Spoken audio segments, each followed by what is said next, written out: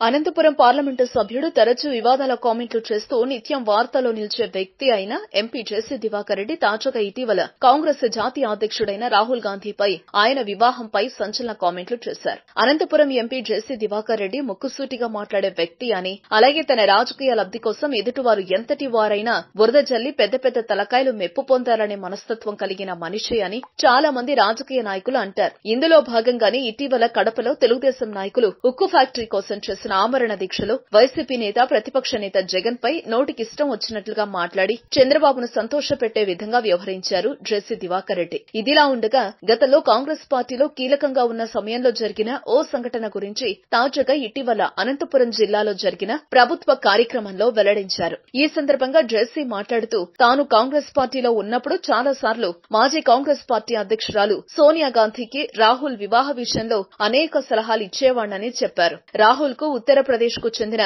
ఓ బ్రాహ్మణ కుటుంబానికి చెందిన అమ్మాయితో వివాహం చేస్తే ఉత్తరప్రదేశ్ లో ఉన్న బ్రాహ్మణ ఓట్లన్నీ కాంగ్రెస్ పార్టీకి వచ్చే అవకాశాలు ఉంటాయని చెబితే తన మాటలను సోనియా గాంధీ పట్టించుకోలేదని జేసీ దివాకర్ రెడ్డి ఆరోపించారు. వార్తావాణి న్యూస్ ఛానల్ ఎప్పటికప్పుడు రాజకీయ, సినీ విశేషాలు, స్పోర్ట్స్ మరియు సాంకేతిక పరమైన మరెన్నో విషయాలను మన ముందుకు తెస్తుంది. మరింత సమాచారం కొరకు వార్తావాణి న్యూస్ ఛానల్ ని సబ్స్క్రైబ్ చేయండి.